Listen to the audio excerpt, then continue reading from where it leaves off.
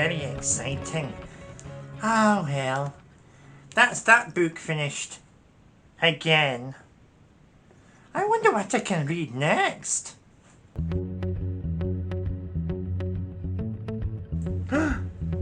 Hey Ace! Ace! Have you heard? There's going to be a brand new The Unofficial Doctor Who Annual 1997. Are you all excited to find out what we get up to next? Boom! What do you mean I'm not in it? I've been the Doctor since 1987. Boom! Who's this 8th Doctor? Well, one thing's for certain, it'll be packed full of fabulous, gorgeous new artwork and wonderful, exciting stories for you all to read. Now, I've placed my order. Have you? The Unofficial Doctor Who Annual 1997 from Terraqueous. Is that how you say it? Boom! Hello, everyone, and welcome to the Doctor Who Guide. Today, I am so very excited because I'm joined by a wonderful guest, Mark Worgan. Thank you so much for joining me. Hey, thank you for inviting me, Alex. It's good to be here. Mark is the editor of the Unofficial Doctor Who 1997 Annual by Terraqueous Distributors, which is out now. I have a short story in it, and I am just so excited. There are 3 different versions of the annual that you can get, 3 different covers, one of which was designed by Mark here as well. So that's very, very exciting. We have a little furry visitor. Hello. Yes, this is Myrtle. Aww. Amazing.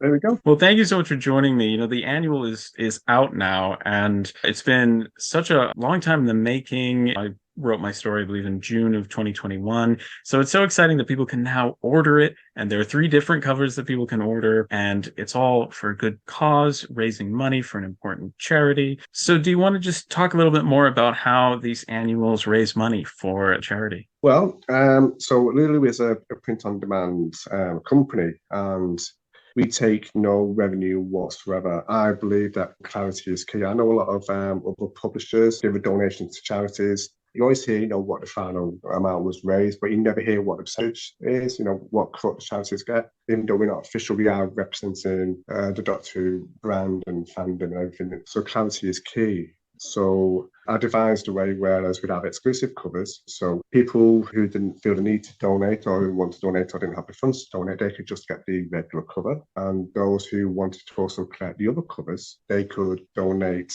a little bit of money to the charity Refuge. They would then send me proof of donation because they would get an email receipt. I would then send them a secret link to the variant cover of their choice. That's awesome. So if you don't donate, you can get that standard cover. But if you want either of the variant alternate covers, which there are 2 of, then what you can do is donate to the Refuge charity. They'll send you a receipt, and then you can email that receipt to Mark here, and you will be sent a secret link. Have I got that correct?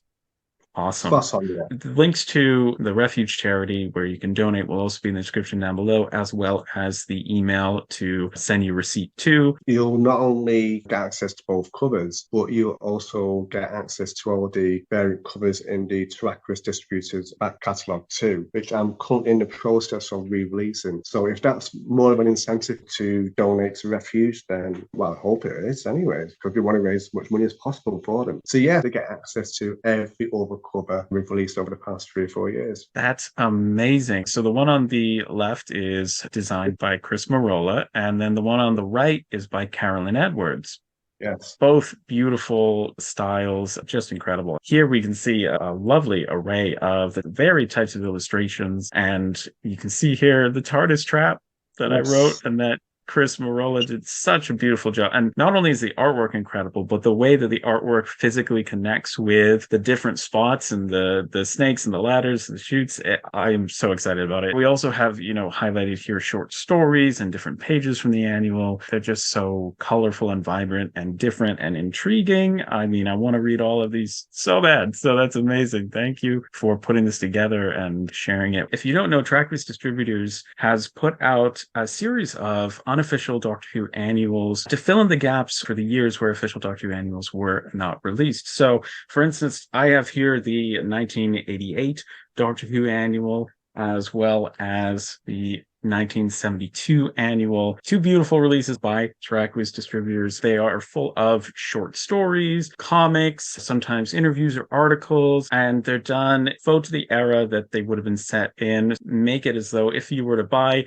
a Doctor Who annual in that year, this is what it would be like. But of course, with so many incredible authors and artists and tons of goodies inside. But I want to kind of turn back time, if we will, to the very beginning. Why did you start Terraqueous?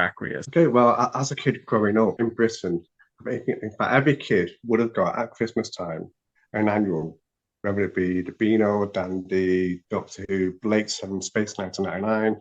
My parents knew I was a Doctor Who fan, so obviously I got a Doctor Who annual. I think my first annual was in 1970. Yeah, it was 1978 annual, so I was 4 when that came out. And that just started me off. It was just like, we had these weird adventures for the Doctor and Leela, and it's like a completely different characters to how they were on TV. So I started hunting down in car boot sales and charity shops trying to find the older annuals. And I can never ever find a 1972 annual. Years later, in a Doctor Who memorabilia special issue, I actually found out there never was a 1972 annual. So for many years, obviously, I think every fan wanted there to be one. So as technology moved on, internet can reach out to other people. I just thought, well, okay, I'll do a mock-up cover, see if anybody wants to get involved. And yeah, I was overwhelmed by the response. So instead of doing annuals that are roughly around about 70, 80 pages, we do annuals that are nearly 200 pages because everybody wants to be a part of it, which is fantastic.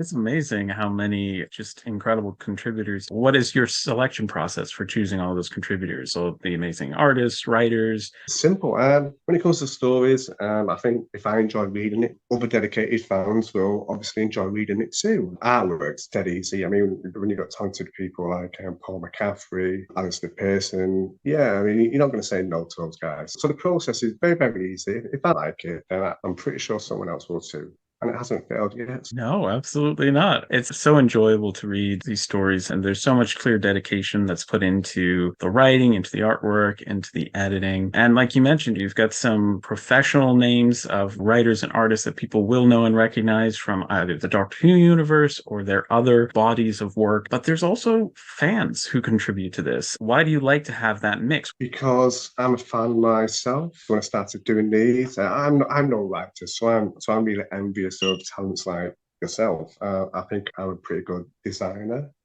digital artist. I just like what you guys do. So, I mean, for me, there isn't that barrier that separates fan writers or pro writers, and the same goes for artists as well. And it's a great gift as well. A lot of contributors come to me and say, this is so cool.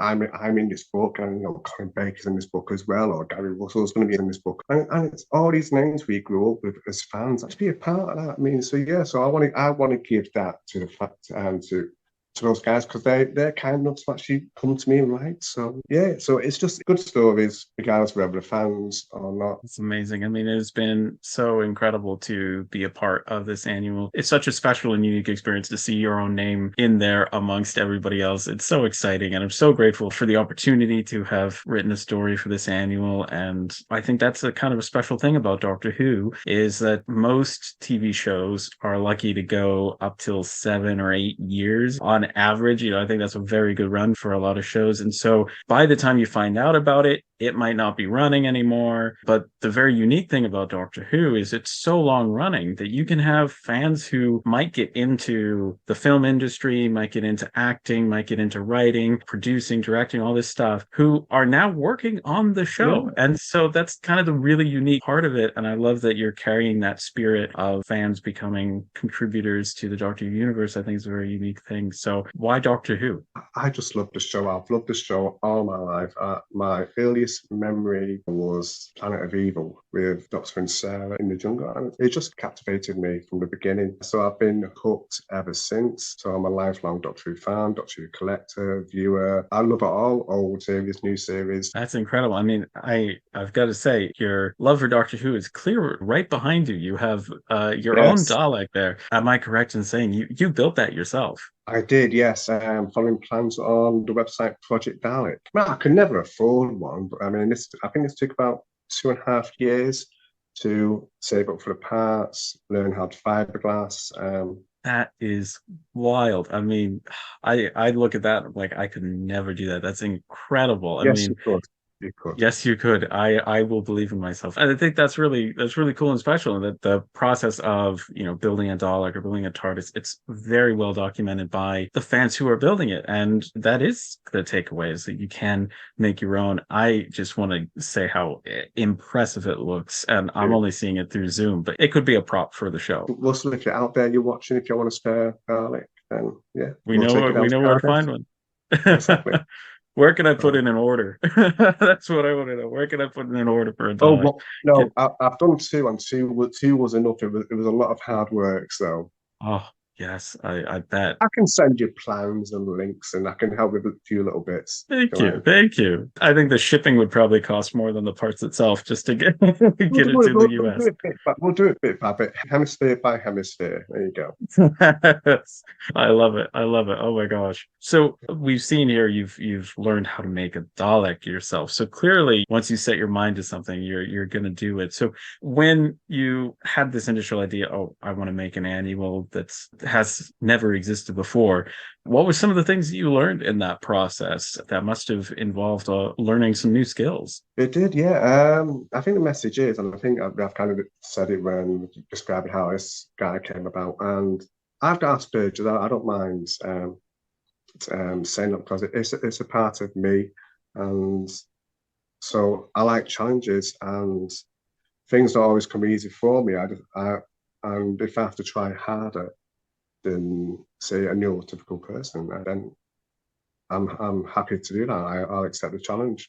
So the things I learned, certain editing software. I don't want to say what it is because it's really, really old. It's 90s old-fashioned software. Yeah, so it's just learning things through trial and error. I think if you look at the 1972 annual, which I absolutely love, and then you look at what we do now, there is such progression with each book we release. So yeah, so I'm learning all the time. I think the other contributors are learning all the time. So we have, as well as new contributors, we have a lot of the same contributors from previous books because they're good at what they do. And personally, I see them improving on their writing style, on their artwork, and it's great to see. And I'm improving too. I'm homing in on my design skills. That's incredible. I mean, a process of continual improvement. Yes. And I've recently unboxed the 1972 annual, and my impression of it was just so impressed by it. And to think that all future subsequent annuals have gotten even better than that is just incredible. I've read the 88 annual cover to cover, and everything in there was just so fun and so creative. When you look back on the original annuals, how do those compare with the current official annuals? How do you like the newer current annuals? I love them. I don't think I'm not their target market. I'm 49 years old. I do believe that all annuals should be for kids. The modern day annuals are for the modern day generation. I love that. I mean, I still collect the modern annuals. I love them. I read them cover to cover. I bet you do too. I hope there's a kid out there reading the annuals now. I'm just kind of hoping, in 20 years' time, they might be making their own annuals, and that thought's just fantastic to me. The things that you love, that's what drives your creativity. And like we were saying before, a lot of the fans from the 70s and 80s are now running the series. So yeah, I mean, that's the impact Doctor Who has on fans. I love fandom in all its shapes and forms. I really do. And of course, what's really special about the 1997 annual was the fact that, Gary Russell and Lee Sullivan gave Terraqueous the kind permission to use their original characters of Stacy and Ssard from the Radio Times comic strip that they did back in 1996. And it's my understanding that you have something special to show us in relation to that comic. So, and here I have all the strips. I mean, some of them start off with 6 panels, and I think they go up to 7 or 8 panels each strip. And yeah, I mean, Stacy and Ssard, they were the original Tardis crew for the Eighth Doctor before we finished starting. So yeah, so I just love them, and I have this in my collection, which also features as part of there's a little smaller version of this as part of Lee Sullivan's Afterword in the book. So yeah, so this is one of my I've taken it out of its frame just to show you guys, and it's just one of my treasured possessions. So yeah, I am a huge fan of those original Radio Time strips. Always have been. Yeah, so this angle is really precious to me. I can't wait till you guys see it. So yeah. I know, I'm so excited. Oh my gosh, it's been, Me too, and I've read everything, edited everything, done all the page designs, and I haven't got my copy yet. Otherwise, I've been showing it up. But I can't wait till it comes for the post. So yeah, I'm very excited. to hold it in your hands is such a different and unique experience, and I love it. It Yeah, just speaks to your passion and excitement for it, that you're still excited at it. yeah, of I mean, course. as an annual editor, to see people's reactions to it, I'm sure is going to be so special and It's, exciting as what well. what I like, and I get sent these quite a lot, is when you see they send you pictures of the shots with all the angles, and you see a Terraqueous spine on there next to a little distributor spine, or next to a BBC book spine or Penguin book spine, and it's like wow, yeah, yeah. So yeah, it's hard to put into words. You can tell, but it's wonderful because you see the appreciation. Fans just love them, and that's the only reason we carry on. I mean, there'd be no point carrying on if fans didn't like what we were doing, and that's the biggest joy we get. So yes, as I say, I love fandom.